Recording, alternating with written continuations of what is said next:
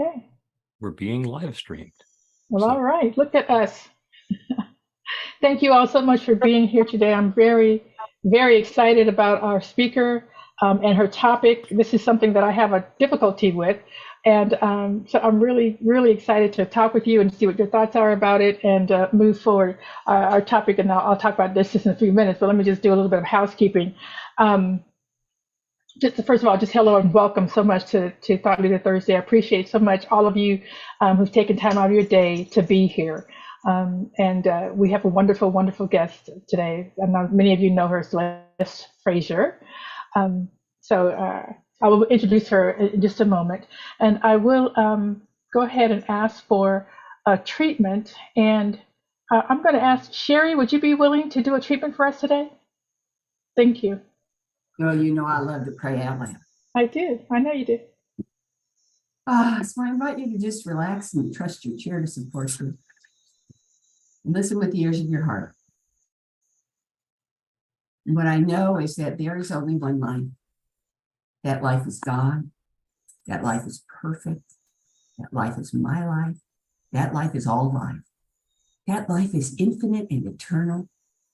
That life is sacred and omnipresent. It fills the entire universe, every nook and cranny. And there is absolutely nothing that exists or could exist that's outside of it, because that life is in every creation. Every creation, no matter how massive or how minuscule, is an expression of eternal life, an emanation of unconditional love, a manifestation of universal truth. And it expresses in, through, and as every sentient being, every person, every animal, every plant, every mineral, every object, every place, and every space between places. We are all of us ever and always surrounded, supported, and suffused by its infinite loving presence. So all is well. All is well, and I am grateful. And so it is. And so it is. Thank you so much, Sherry. Beautiful. I would just like to remind everyone that we do encourage questions and comments as we move forward. So anything that you're thinking about, please do go ahead and raise your hand, and Celeste will take some questions from her topic today. So let me just go ahead and get to that. Reverend Celeste A. Frazier is the Associate Minister of Unity of Washington, D.C. She's an ordained CSL minister, an inspirational speaker at New Thought Centers and conferences, and has been the spiritual leader of 3 Centers for Spiritual Living. She is a spiritual counselor, a visioning facilitator, and a passionate teacher and healer who seeks to reveal your divine light. She has directed outreach ministries as a performer, a director, and is a produced screenwriter. Her inspirational books are on Amazon and Kindle, and her podcast, Mystic Magic, can be found on most podcast venues. So please help me give a warm and welcome to Reverend Celeste Frazier. Hey, thank you so much, PJ. Hey, everybody. Absolutely. Thank you. Thank you so much for being here. Let me just say real quick and it's going to be kind of wide open for whatever she wants to speak about, but we talked about her and her passion for visioning. So she's going to be talking today about the spiritual practice of visioning and how it provides a palpable awareness of the presence of unconditional love, which is absolutely my favorite topic to talk about, unconditional love. So I'm going to go ahead and turn it over to you and tell us what you mean by that. What is your excitement about the spiritual practice of visioning? Oh, my excitement goes back to a couple of decades when I landed at Agape in the 90s. I was introduced to this new technology by Michael Beckwith, and I took to it like a fish in water because it gave me permission not only to be in a meditative state, not only to be in a receptive state, but to really allow myself to surrender to the divine ideas that were coming through me to me for my good. And so I don't do anything now, anything significant in terms of large events. I don't participate in it unless there's a visioning process with it. So everything that I'm involved with, we vision about. And, you know, some people who are not in the practice don't understand what the excitement is until perhaps they attend one of my visioning workshops or are in a visioning session with me. It's transformative. It's always full of exciting surprises. And it gives me a permission to grow in a very organic way. And that's exciting for me. It sounds exciting. It really does. Yeah. You said a couple of things that I wanted to. You said it gives you permission to be receptive and to be open. Permission from who? From what? Where are you getting this permission for? What do you mean by that? A lot of times we get heady, you know, when we Yes. get into thinking and figuring things out, which is about the stupidest thing I've ever heard. You know, so instead of figuring things out, I allow myself to connect to divine mind. And not only is that something that you do in meditation, but it's something that you do with a purpose. So the purpose is to catch the highest and best idea that there is for this particular project, or for this particular relationship, or for my finances, or for whatever it is that I need guidance around, and whatever it is I need refreshing in my life. Like I may need to refresh my whole idea around the planet. You know, I want to vision about, you know, what is the highest and best for the planet, right? So whatever it is, I get to scrap everything I thought it should be or would be and allow what is to come to my awareness. And so is that a part of the process? You say I get to scrap what it sounds like you're saying is I get to scrap what I thought I knew or what I've been holding to. Is that what you're scrapping and trying and asking for a whole new idea, or what does that mean? What it means is there's a portion of the visioning process where you ask the question, what must I release? Okay, releasing. Okay, and releasing is a big part of being available, because your energy is not all tied up in something that you've already known is either requiring too much effort or creating too much tension, to something that puts you in alignment with the flow of your good, right? So, you know, for me, I am of a certain age that I would rather do it easy than have to make it hard. Absolutely. One of my favorite titles from, I think it was Marilyn Day Hall that said it, could have been someone else, but anyway, she said, let it be easy. That was her, just let it be easy. And I try to do that with everything, but this visioning process is something that escapes me. I guess I've never gone through it, so I'm going to ask you about that in a minute. Okay, I've never heard that, like people troubled by it, so I want to find out what your issue is. Yeah, well, I think it's probably because this whole spiritual aspect, because the visioning process that I've known is a corporate visioning process.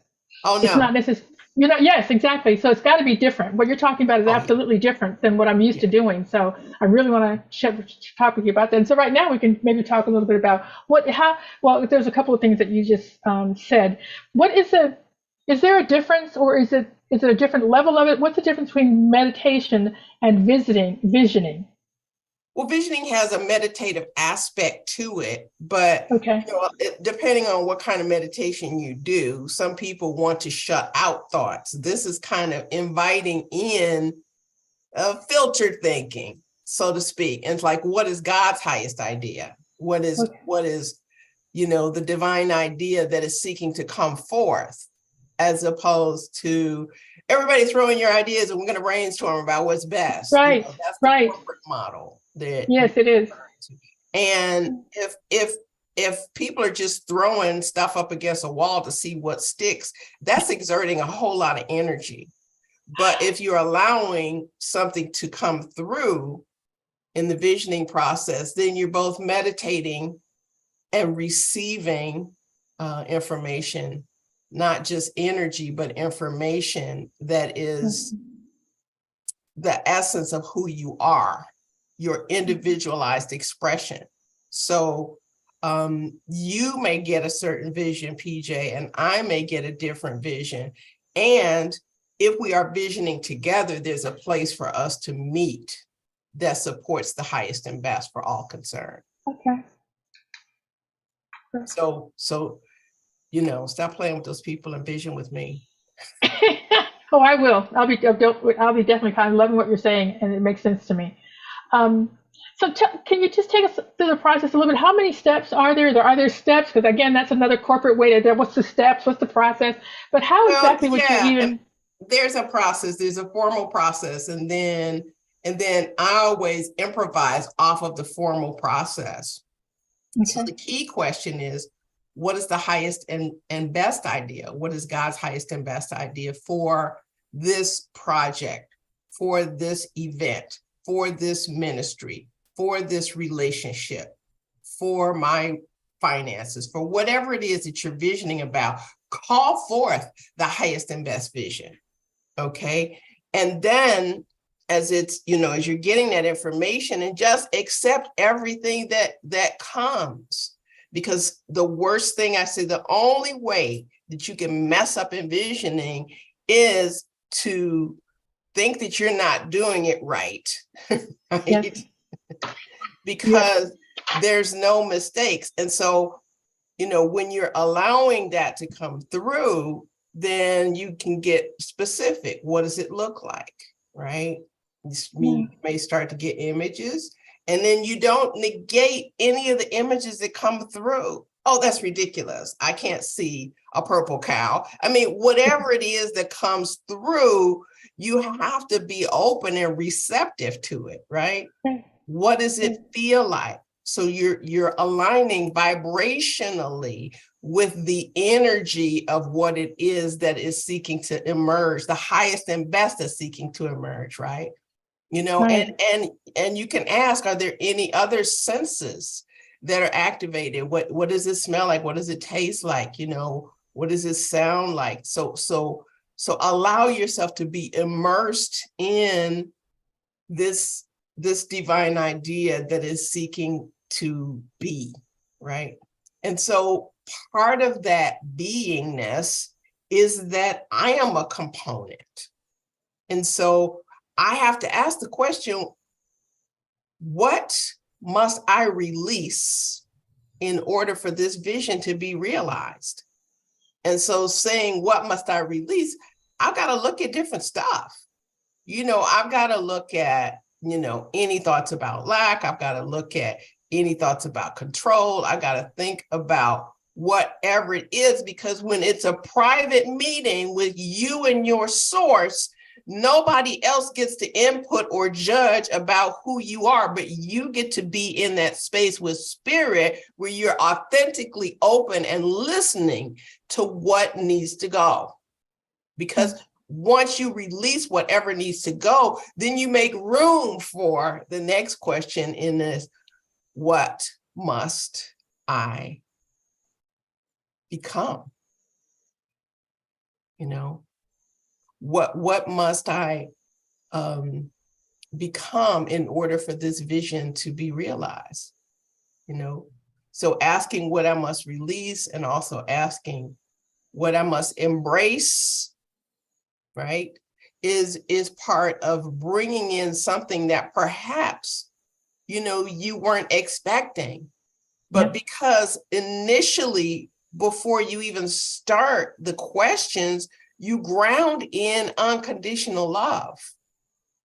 You ground in unconditional love from the beginning so that you feel safe, so that you feel established in the connection with spirit. And so that whoever else is in the room with you feels safe, so that they can be their authentic self, because you're calling forth your authentic self through this process. And it's only your highest and best self that can contribute the highest and best to whatever it is you're seeking to improve or create, right? Yeah. And so depending upon what the thing is you're visioning about, say it's an event, it could be like, is there a theme that's coming forward? You may ask those kind of questions. Is there a particular expression that needs to occur, right? Is there a particular kind of texture that the music can give? Is there a kind of vibrancy or color that's coming forward that is, maybe becoming part of whatever that theme is, or whatever, the decor is? It's allowing yourself to be creating in a co-creating space with the divine. So, asking all of these questions, but the most important question is, saved for last, is what else, if anything, is there to be known at this time? Right? Totally open up to beyond what you thought it should be, to aligning with the vibration of whatever it is. If you're visioning about a relationship, what else needs to be known? You may get some details that you weren't expecting. You may get a clue about an adjustment that you need to make, right? Or where you need to focus, including how to focus your prayers, how to focus your intentions around something that needs to be revealed, not only to you, but to anyone who is going to participate in this or benefit from it in a significant way. So I know I said a mouthful, so No, this is great. prompted It's more great. questions. Yeah, I'm sure. I have some questions, and I'm going to make sure that I open it up, because this is a time for, I don't know how many people have visions, but I don't recall having much success with it, and obviously because I'm using the corporate model. And So sometimes people get confused between Right. visualizing and visioning. Yes. This is not about treasure mapping. This is not Okay. about knowing what it already looks like. This is not about anything in the physical that is defined. It's about allowing the physical to emerge from the divine energy that is being welcomed, right? So you see how it's different from meditation. You see how it's different from visualizing, right? You shouldn't be able to find anything that already exists if you want to create something fantastically new, right? There shouldn't be already a model that you want to emulate because it proved to be successful in a corporation. This is something that is waiting to be birthed by means of you, right? So you got to allow yourself the gestation process. You got to allow yourself to be receiving the nutrition that's necessary in order to carry this vision forward, right? And that nutrition is the divine ideas that come through. And, we were always taught that don't move until the vision moves you. Some people want to check off the box. Okay, well, we vision, let's go. And it's like, well, wait a minute. Is this really anchored, really enough to be able to move forward?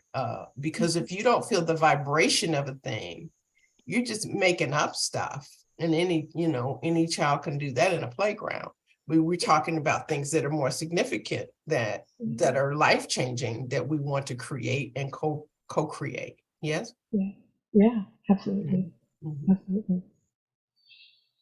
So, when I was answering your questions about, what this visioning means to me, and I was looking at my personal development, my awakenings, have come through the process of visioning by being willing to allow myself to become more, right?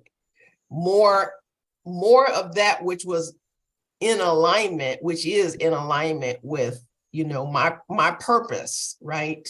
Yes. Whatever gifts, one of the questions is, what gifts, skills, talents, or abilities do I bring to this project, event, relationship, right? Whatever it is that you're visioning about, recognizing that you already are equipped with that which is necessary. And you also start to find out who else is in the room. And so when you go through these repetitious visioning meetings, like when we did Celebrating Our Soul, we visioned for 2 years. We started moving, in the process, but we kept visioning until we were already clear about what was to unfold.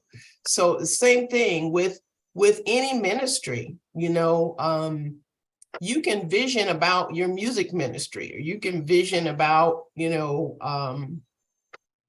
your not only an event that's coming up, but you can vision about any aspect of your ministry,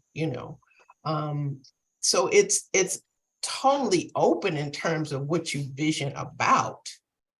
But the main thing is that it's about your awakening and it's about your freedom, so that you don't feel confined to doing things the way you've always done, or doing things like somebody else did because it was such a wonderful success.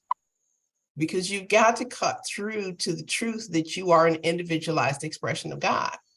And that is why you are a contributing factor to whatever this thing is that you want to unfold.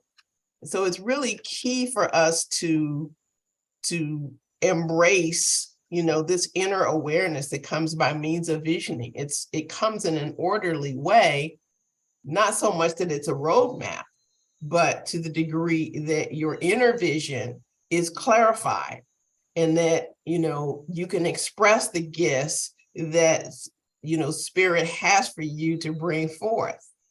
And by using the release aspect, you get to let go of your inhibitions, right? You get to let go of your limitations. You get to let go of your baggage, right? So something is being dissolved or something is being redeemed. So it's important for us to know that the visioning practice involves practicing receptivity and surrender, and it's a high state of consciousness. So it's not like you're not gonna walk in from the bar and be like, yeah, it's time to vision. I mean, you're going to create a sacred energy so that you are, receptive to something greater. Wow. I feel like I'm going to call you right up and get an appointment so we can do some stuff. I'm very excited about it. As you're talking, what's happening, and I can't see everybody, so Bill, if there's somebody that's raised their hand, you're going to have to just tell me about it or put it in the chat or whatever, because I can't see everybody. But what's happening as you're talking about it is just my whole insides are getting nervous and fearful, I guess, because I feel like, how do I even know that I have anything in me to vision about or to come forth? You know what I mean? There's this whole little bit of trepidation. The way that you remove the trepidation is in the beginning by just grounding yourself in a field of unconditional love. There is no wrong. Okay. When you try to make something happen, then you're going back into, lower level kingdom, Right. So you want to stay in the high vibration, right? And you want to stay available to receive the divine downloads, right? So you don't want to have judgment around this process, or else it's not going to work. Yeah. So being trusting, is what ministry is, right? It is. So if you're practicing trusting, this is a wonderful practice to include as part of, your routine or, your life activities, right? This is important for opening up to something that hasn't been seen yet, right? Because when you're true to your vision and you liberate everybody, Right. you neutralize the thoughts of separation, you release the sense of lack and limitation, like Jesus says, greater things than these can you do. You give yourself permission to accept that something greater is seeking to emerge through you. I was teaching a self-mastery class last night, and it's like you have to give yourself permission to see beyond where you've been looking, right? And that it's not just looking at things at the level of the problem, right? It's like, I get to master my thoughts by my spiritual activity, right? I get to master my life based on my spiritual receptivity, right? And so, oneness is the key to remember: one with God, one with love. And, that's the highest level of spiritual growth. When I was taught visioning, and I see your hand, Lisa, I'm going to get to you in a second. I just want to get to the stages of spiritual development, right? We start off at like victim, right? In order to release victimhood, you have to release shame and blame, right? And then you go into the next level where, you might think you're going to slap a treatment or an affirmation on something, thinking that you're going to control the condition because you have these handy dandy skills, right? But you have to release control in order to move up into the next level of spiritual understanding, right? And then you get to, okay, I'm willing to be in spiritual communion and do spiritual practices, but unless and until I surrender, not only allowing God to come through me, but to allowing God as me to show up, I'm just going to keep dealing with those lower level demands, and I'm not dealing at the level of ultimate grace, which is where we really can create something wonderful. So we always look at those stages of growth as kind of like, in the visioning process, are you letting go of some of these illusions that you have about, victim, about control, about separation from God, to moving into oneness so that you can really do something amazing. What's your question, Lisa? Is it Liza or Lisa? Hi, Reverend Celeste. Good to see you again. Hi. I may have asked you this before when you were on MYOB, and I don't remember. And you kind of mentioned it, how we're so conditioned to, we think this is maybe the way something is supposed to lay out, or maybe this is the answer I'm looking for, but we have so much of our humanness around it. So how do we know when what's coming to us through this visiting process is actually coming from spirit and us being open and not our brain kind of trying to manipulate it a little? Or is it that it will be easier to discern that if we keep doing this on a more regular basis? So you're talking about the visioning process itself, correct?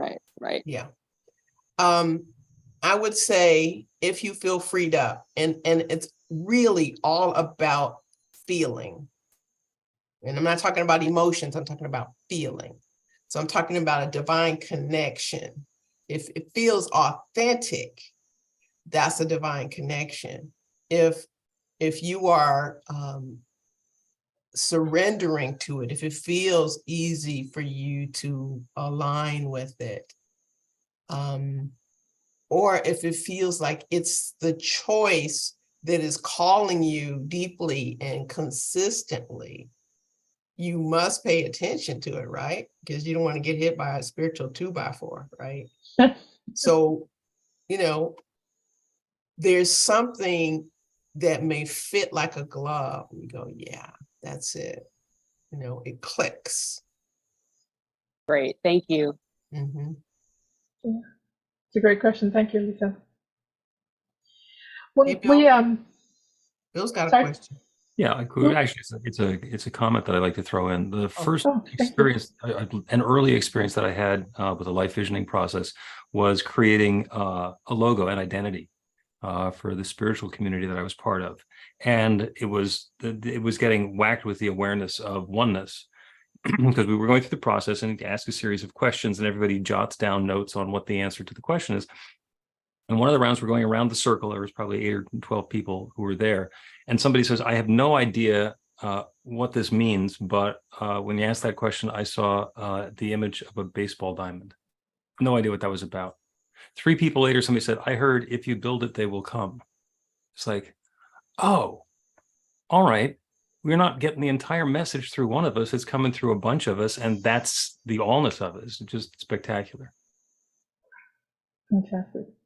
Yeah, that's why I recommend at least one other person is participating in this. I think, you know, 5 to 10 is great because it doesn't make it a long session. But, you know, people who are willing, you know, to be all in terms of receiving the divine downloads. Yeah. And it's wonderful to see how it all turns out. I see Charles's hand. But I don't hear you. Yeah. Unmute. Wait. There you go. You did it, but then you muted again.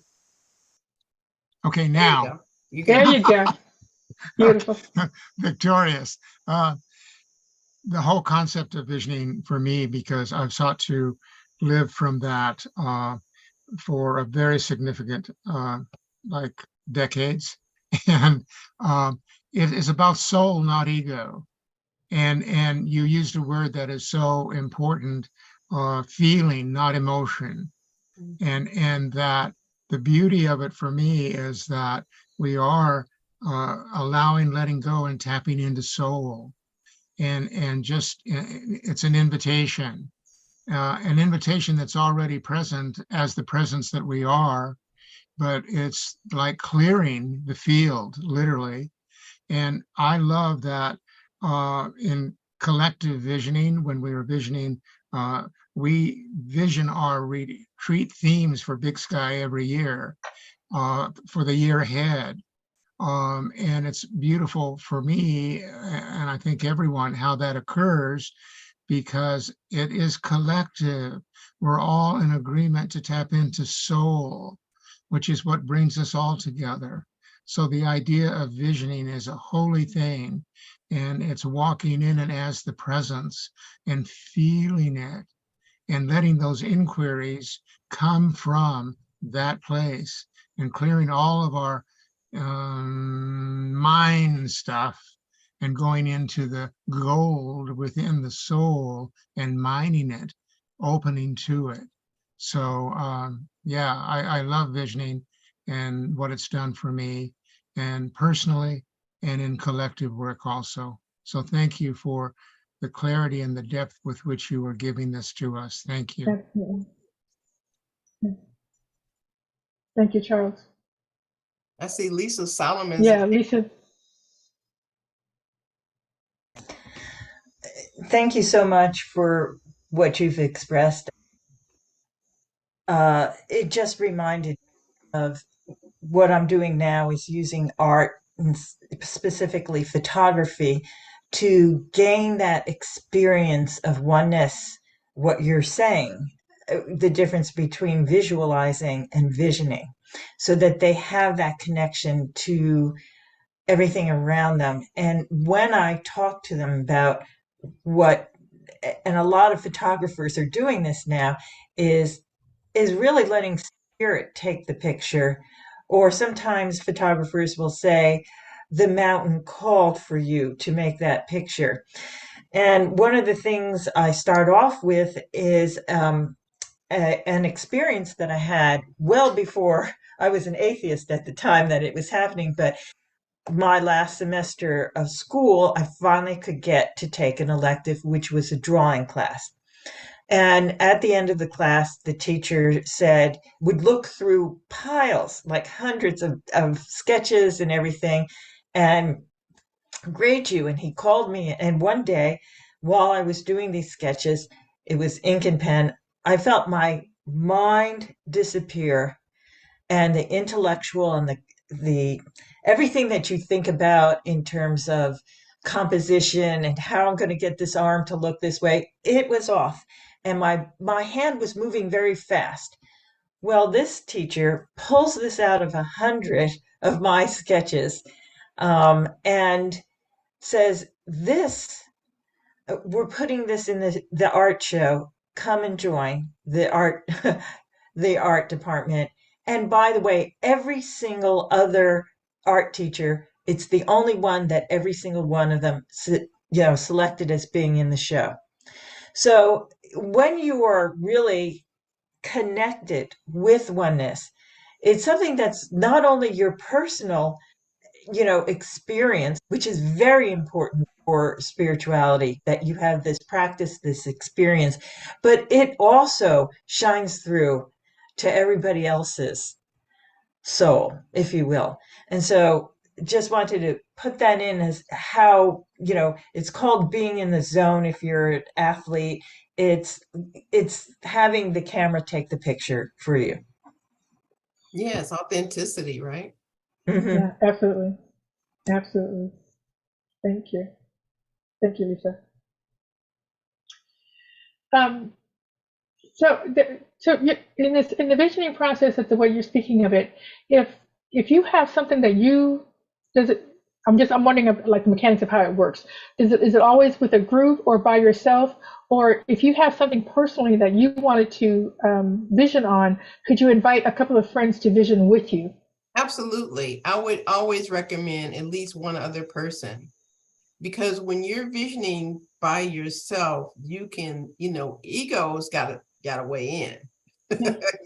Yeah. So, Yeah. but if you have, we're one or more gathered, right, then you're inviting in, a higher vibration, because the soul is a vehicle to reveal new expression. So you want to be open, obviously somebody that you think is also open. So you want to invite that kind of person who's not going to be guarded in the process, right? Right. So people who are in personality want Santa Claus, but the soul is the creative part. The soul creates and the personality receives. And so you don't want personality to overshadow, what is trying to be coming into creation. Gotcha. Right. So it's important to, to also recognize the divine qualities that you have, because you get to relax in feeling good about the expression of God that you are, right? And so, when you're doing it with someone else, then, it's a way that you can affirm each other, you can celebrate each other in the process. This is like, Charles was saying, this is a soul exercise. This is not, a personality exercise. So it isn't about, competing, and it isn't about comparing, and it isn't about anything else but your authentic self. Right. You said something right now that just I thought, oh, this is exactly what it is. And you just said, relax into God, into your divine self, into that, unconditional love that is you. Relax into it. And that's a wonderful thing to say and to have in my mind, relax into, because that's what happened. Just get all energetic and nervous and whatever all is going on, but just remembering who you are and relaxing.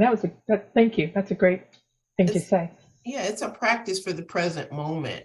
It's Yeah. not a shopping list. Right. Right. Patricia has Jish, I see your hand. Yeah. Yes, thank you. Celeste, this is wonderful information, and it sounds like you have a vast amount of experience with visioning. I was wondering if we put together like a 5 to 10 member group, I think that's the numbers that you recommended for visioning on a particular project, who are aligned with it, supportive of it. Would you be available to moderate that visioning process for us? I've done it for churches. I've done it for corporations. I'm open to doing that. Yeah, because I feel like kind of a midwife, kind of supporting the growth, because sometimes people get stuck and their personality won't allow them to admit that, but this gives you an opening where it's safe.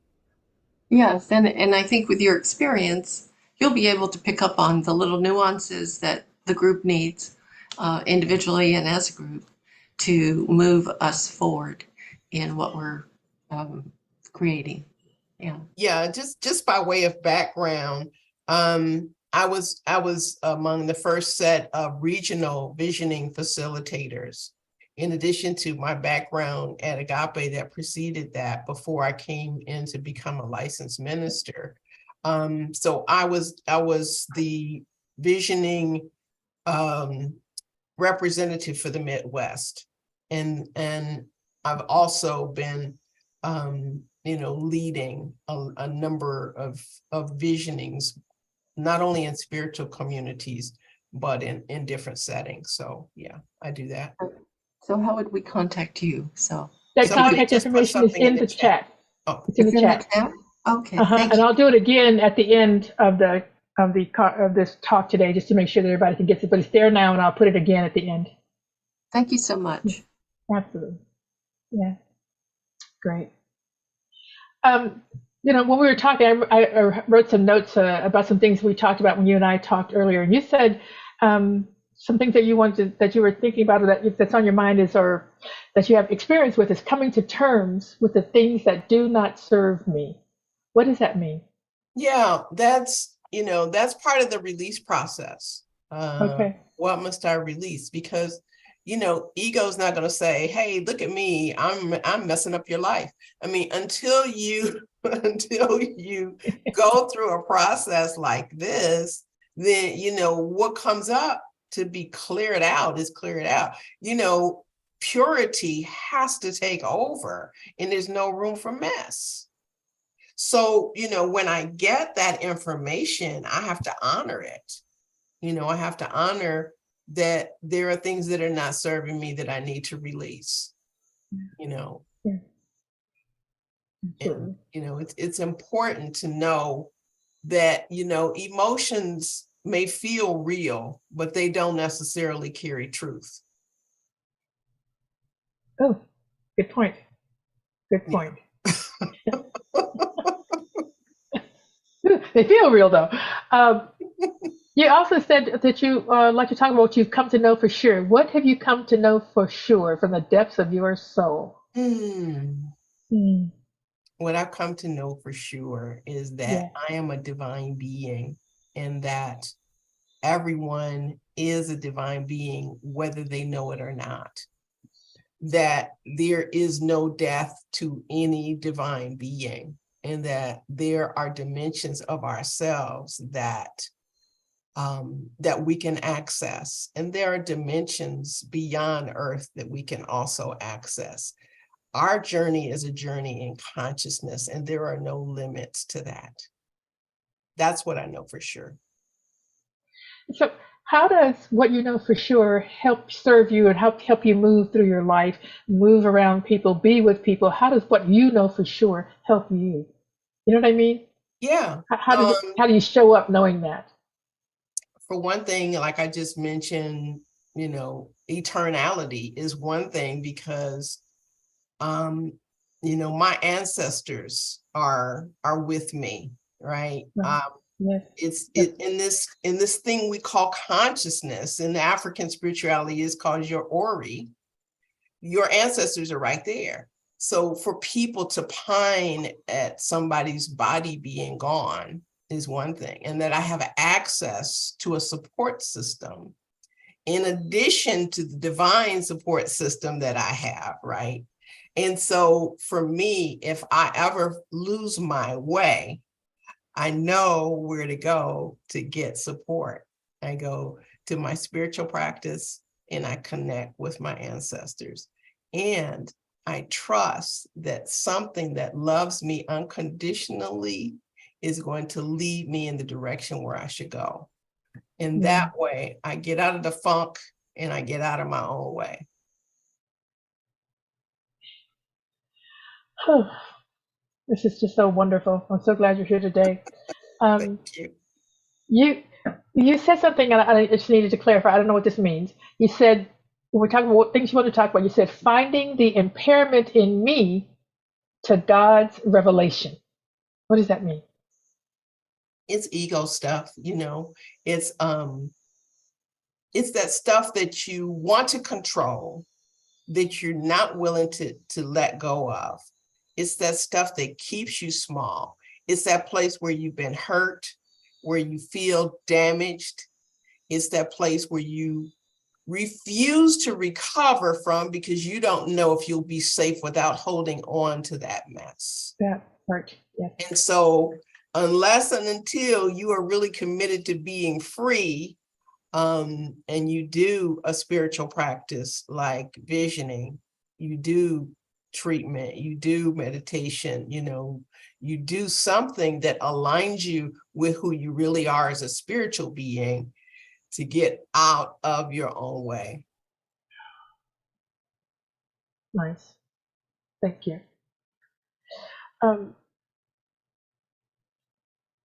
So you said, another thing that you said, I wrote so many great things down that you said. You said, unconditional love and spirit is having its way in me, revealing dimensions of my essence that was buried beneath egoic distractions and fantasies of failure. What does that mean? It's the human experience. I mean, we are fearful of failure more than being pulled by perfection, right? So the expectation at the level of the earthlings is that you must fear because you may fail. But the divine energy doesn't work that way. It is cheerleading us and saying, I am that which you are. And being the supreme being, there is nothing outside of omnipotence that is not available to us. And so our willingness to release enough of our history, enough of our familial baggage, enough of our that raised thought consciousness, right? Everything that has ever been thought that's still swirling around, from the beginning of time, that we can like laser through that and not be encumbered by it, letting it slow us down into moving into our magnificence. Yeah. Well, we are getting close to the end. Thank you so much for being here. Does anybody have any other questions before I ask for the final question? Anyone? Okay. Yes, Patricia, is your hand up? Okay. Yes, I was just writing a text or a chat, but anyway, I can ask it in person. Celeste, could you please elaborate on the process that you used in coming to know that you are a divine being? Because I can relate to decades of that process, and yet most recently, the fears came up again, and I thought that, oh wow, I had really put those to bed, but not so. So what are some of the spiritual practices you've used in this progression of coming to really know at an in-depth level that you are a divine being, please? Prayer, visioning, meditation, and that meditation can take other forms other than just sitting, you know. It's connecting with source, and I could be doing that as I'm walking. I could be doing that, looking at a body of water. I could be doing that when I choose to consciously connect. And if I find, let me just get honest, when I find myself in turmoil, that's my rope out of the quicksand, is to connect, with spirit. And so, you can affirm something higher. You can look, I've been hanging out with Unity for, the better part of a year now, about 8 months. And so recognizing my powers that are within me, recognizing that I can choose to use those things that enrich me, strength, right? Faith, right? So that I can face the circumstances, and not be overwhelmed by the conditions, but to use it as a springboard for a greater understanding and a greater clarity, because understanding is one of my powers too. And so what I'm getting is that there's always a way, that I don't have to be like covered up with grief or anger or dismay, that I'm unconditionally loved. I see that in the family, I see it in friends, and I see it in the realm of the invisible when I get still and stop and ask what it is for me to know.